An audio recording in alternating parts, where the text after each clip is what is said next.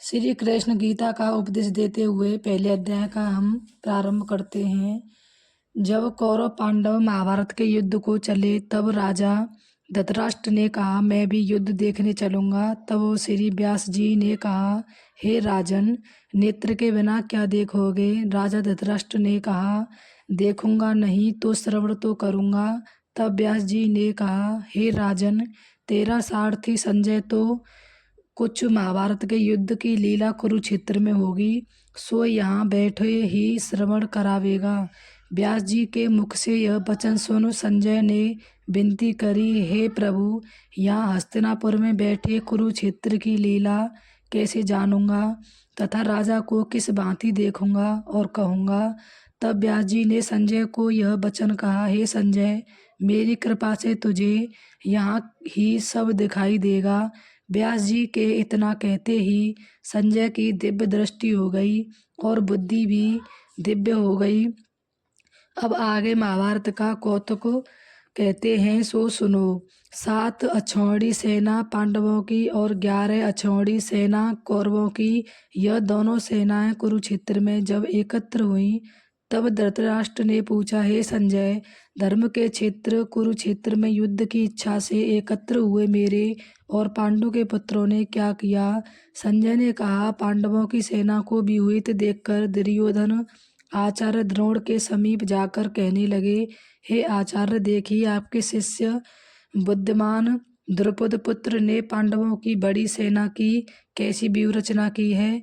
इस सेना में अर्जुन, भीम जैसे बड़े बड़े धनुर्धारी वीर, विराट महारथी द्रुपद, धृतराष्ट्र, चेकितान बलवान काशीराज, पुरुजित, कुंती भोज, नरों में श्रेष्ठ सैव्य, पराक्रमी युधामन्यु, बलवान उत्तमौजा अभिमन्यु और द्रौपदी के पुत्र सब के सब महारथी हैं।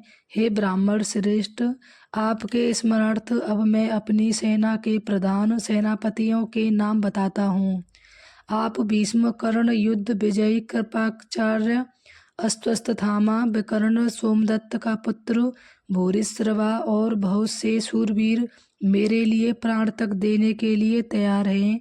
ये लोग शस्त्र चलाने में अति निपुण हैं। हमारी सेना को, जिसके भीष्म रक्षक हैं, अपरिमित बल हैं और उनकी सेना जिसके भीम रक्षक हैं थोड़ा बल है। अब आप सब अपने अपने मोर्चों पर सावधान रहकर सेनापति की रक्षा कीजिए।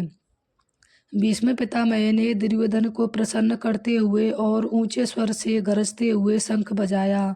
फिर वहां चारों ओर शंख, नगाड़े, ढोल, गोमाखिद बाजे बजने लगे, जिनका बड़ा भयंकर शब्द हुआ, जिनके अंतर श्री कृष्ण और पांडव अर्जुन ने दिए शंखों को बजाया। श्री कृष्ण ने पांडव 5 जन्य और अर्जुन ने देवदत्त नामक शंख को बजाया।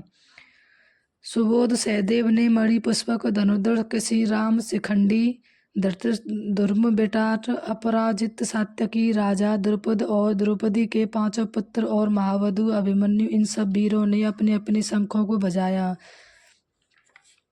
साथ युद्ध करना चाहिए। दुर्बुद्धि दुर्योधन से प्रीति करने वाले जो युद्ध के लिए यहाँ एकत्र हुए उनको देखूंगा। संजय ने कहा, हे राजन, अर्जुन की बात सुनकर श्री कृष्ण ने भीष्म, द्रोण आदि वीरों के सामने उत्तम रथ को खड़ा करके कहा, हे वीर, युद्ध के लिए उद्यत इन कौरवों को देख लो। अर्जुन ने चाचा, बाबा, गुरु, मामा, भाई, पुत्र, मित्र सब देखे तो उसने इन दोनों सेनाओं के अपने ही सब बांधवों को देखकर परम युद्ध को प्राप्त हुआ।